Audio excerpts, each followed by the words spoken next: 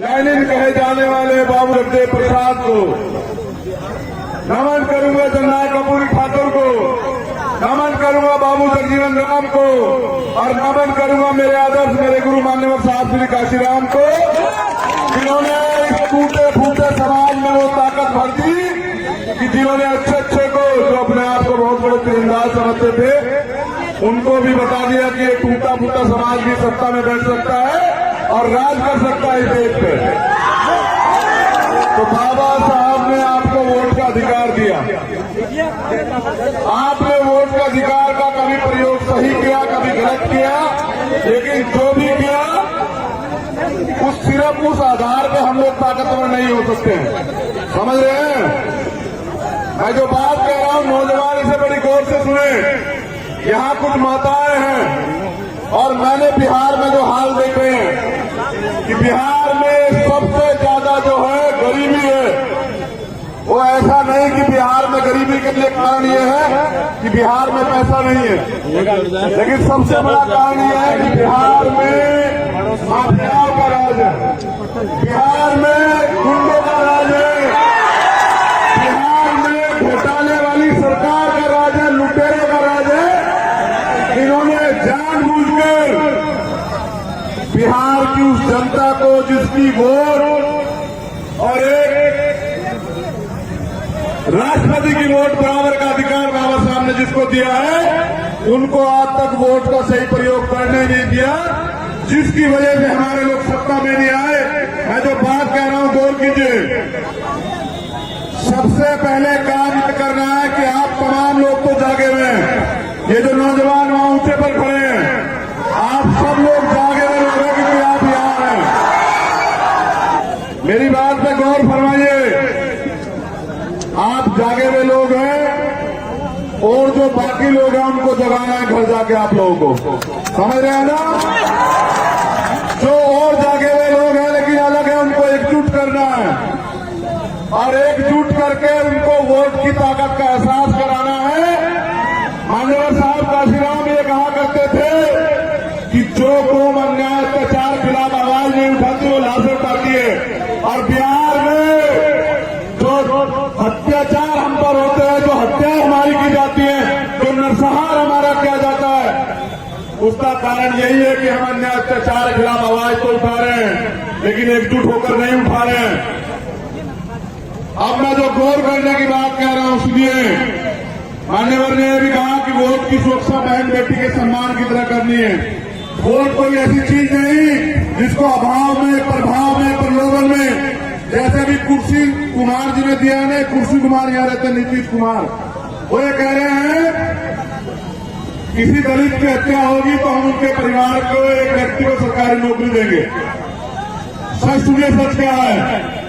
5 साल में लाखों की संख्या में हत्याएं हुए, दलितों की रेप हुए, बलात्कार हुए, नरसंहार हुए, न्याय भी नहीं मिला किसी को, नौकरी तो क्या मिलेगी? अरे ये हालात है। दूसरी बात, बाबा साहब के संविधान में हमारे लिए सारी व्यवस्था है, हमें किसी के आगे गिड़गिड़ाने की जरूरत नहीं है कि मैं नौकरी दे दो। बाबा साहब का संविधान बराबर के अधिकार देता है तो हमें नौकरी का अधिकार भी बाबा साहब का संविधान देता है।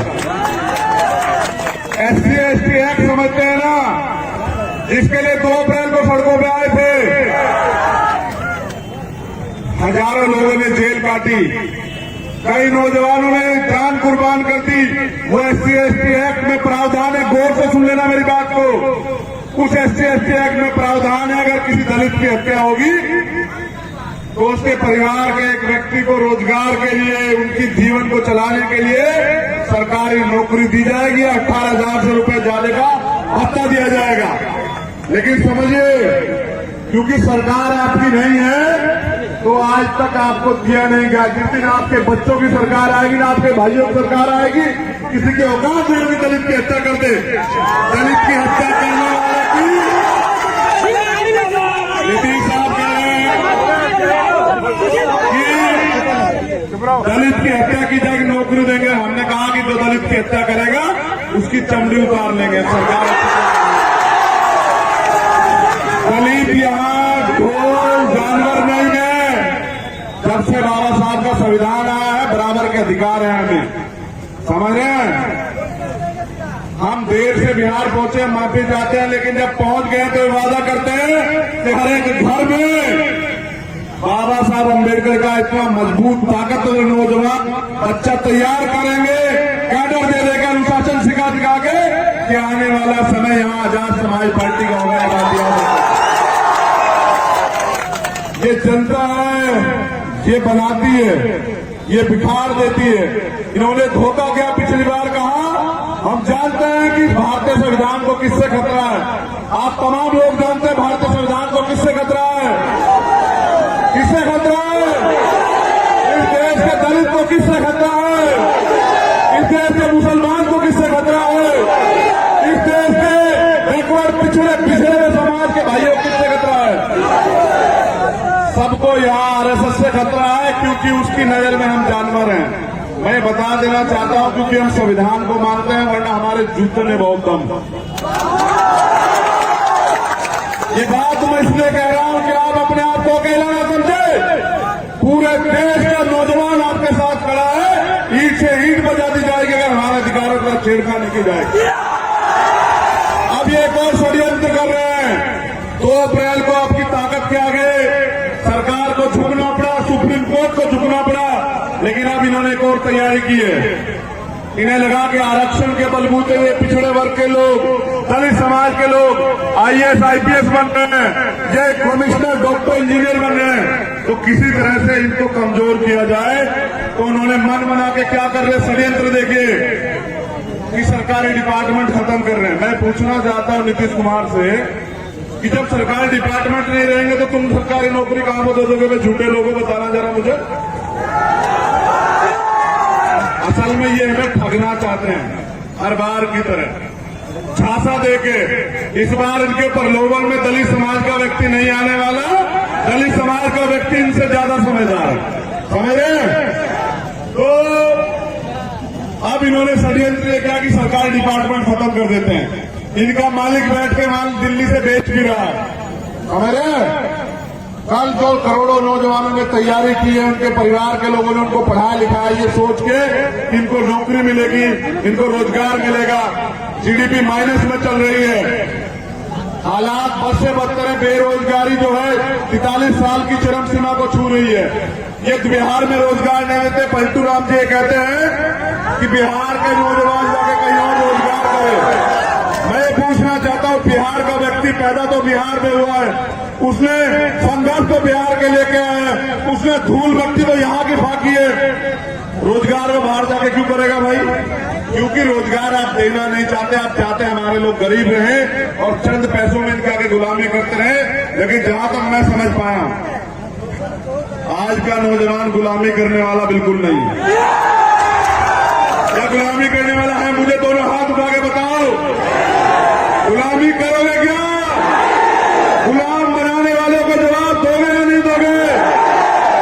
अगर तुम मन बना लो, तुम पूरी निष्ठा से समर्पण की भावना तैयार हो जाओ, तो वो दिन दूर नहीं कि बिहार खुशहाल हो जाएगा। समझ रहे हो? समझ पाए नहीं समझ पा? बिहार खुशहाल हो जाएगा अगर एससी एसटी ओबीसी माइनॉरिटी के लोग एकजुट हो जाएं, जागरूक हो जाए, एकजुट होकर सत्ता की तरफ को चल दे और अपना लक्ष्य बना ले कि बहुत हुआ। अब की बार गरीबों की सरकार। किसकी सरकार? गरीबों का खून चूसने वालों की नहीं भाई। किसकी सरकार? किसकी सरकार? ये बात याद रखिए। अगर वाकई में इनकी नीयत भला करने की होती ना, तो बिहार का ये हाल नहीं होता। सड़क में गड्ढे नहीं, गड्ढों में सड़क है। समझ रहे हैं? बाढ़ से 15 लाख लोग प्रभावित हैं, लेकिन नीतीश कुमार चुनाव करवाना चाहते हैं। चलिए आप चुनाव कराइए, बिहार की जनता भी तैयार है चुनाव करवाने के लिए। इस बार आपका ढक्कन बंद कर दिया जाएगा, बेफिक्र रहिए। ये गुमराह करेंगे, प्रलोभन देंगे, झूठ बोलेंगे, तरह तरह की बातें करेंगे। इस बार धोखा तो नहीं खाओगे?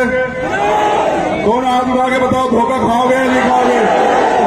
पीछे वाले नहीं उठा रहे हैं, इधर वाले नहीं उठा रहे हैं।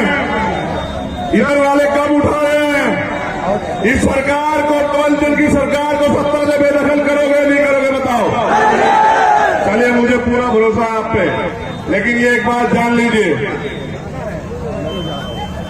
मेरे जैसे लाखों नौजवानों ने देश के अंदर बाबा साहब के मिशन को आगे बढ़ाने का सपना लिया, संकल्प लिया, अपना जीवन समर्पित किया है। और हम लोग ये चाहते हैं कि बिहार के हर गली से एक ऐसा नौजवान निकल कर आए तो इस समाज के प्रति समर्पित हो और जब समाज को ताकतवर बनाना चाहता हूं। क्या इसमें भी मेरी मदद की जाएगी?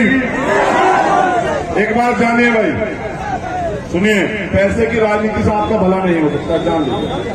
पैसों की राजनीति से तो पैसों वालों का भला होगा, लेकिन गरीबों की राजनीति से गरीबों का भला होगा, समझ रहे हैं? मैं पूर्वी चंपारण की धरती से संकल्प लेता हूं। पहली बात मैंने नवादा में भी कहा था कि निजीकरण कर रहे हैं, सरकारी पटरियों पे, सरकारी डिपार्टमेंट में प्राइवेट इन उद्योगपतियों के जो एजेंट हैं, सरकारों के एजेंट, उनको चलने नहीं दिया जाएगा, घुसने नहीं दिया जाएगा। दूसरी बात, ये जो तमाम माए बहनें यहां हैं, इनके आंसू, इनके तकलीफ को इनका भाई, इनका बच्चा महसूस करता है। बहुत हुआ, पूरे दिल से कह रहा है, ईमानदार से बहुत हुआ। ये मेहनत के ईमानदार लोग मेहनत करके खाते हैं, चोरी लूट करके नहीं खाते किसी से, लेकिन इनके आंसू अब मैं नहीं देख सकता। क्या आप इनके आंसू देखना चाहते हैं? इनके आंसू को मुक्ति मिलनी चाहिए नहीं चाहिए? ये जो गुलाबी इतने लंबे समय से थोप रखी है, क्या कटनी चाहिए नहीं चाहिए? क्या हमारा राज आना चाहिए नहीं चाहिए? बताइए, क्या आप लोग चाहते हैं कि आप लोग सत्ता में आए? आप लोग चाहते हैं कि बिहार की बदहाली दूर की जाए?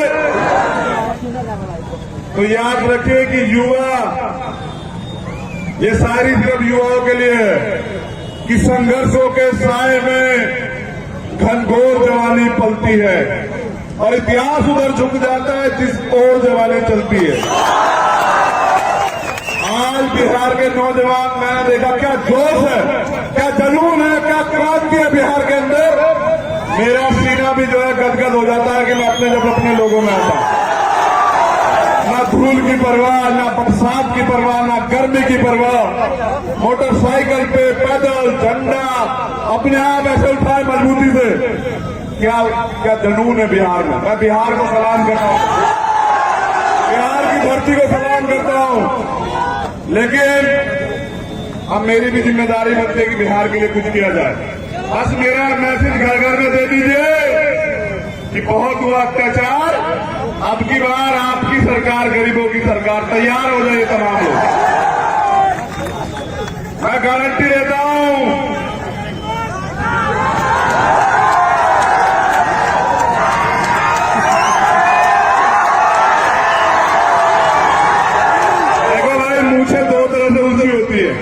एक तो मूंछ उनकी होती है जो स्वाभिमानी होते हैं, जो आपका भाई खड़ा, और एक मूछे जो है वो समाज के लोग ऊंची करते हैं। भाई आप तो मुझसे कह तो रहे हैं कि भाई मूछे ऊपर कर लो, मूछे ऊपर करवाओगे भी या धोखा दे जाओगे? बता दो, पक्का कर लूं मूछे ऊपर?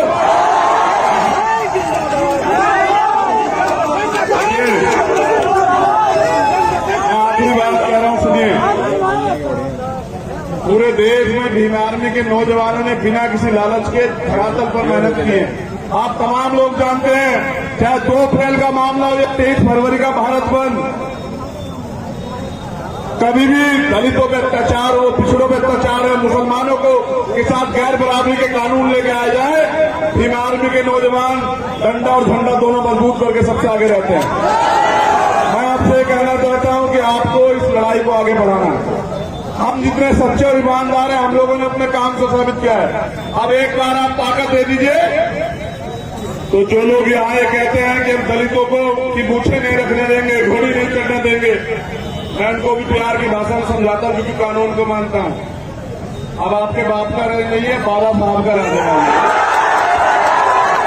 अब यहाँ संविधान का राज है, मनुस्मृति का राज नहीं है भाई। अब यहाँ सबको बराबरी के अधिकार हो, चाहे वो प्राइम मिनिस्टर का बेटा हो, चाहे वो एक किसान का बेटा हो, मजदूर का बेटा हो, गरीब का बेटा हो, सबको बराबर के अधिकार है। कोई किसी का अपमान नहीं कर सकता, कोई किसी का अधिकार नहीं छीन सकता। तो इतना प्यार देने के लिए और इतने लंबे समय तक इंतजार करके लिए विश्वास दिलाने के लिए कि आजाद समाज पार्टी बिहार में एक बड़ी ताकत बनने वाली, मैं आपका दोनों हाथ उठाकर जो है बहुत बहुत अभिनंदन स्वागत करता हूं। देखिए भाई, मेरी सबसे बड़ी ताकत अगर कोई है तो आप।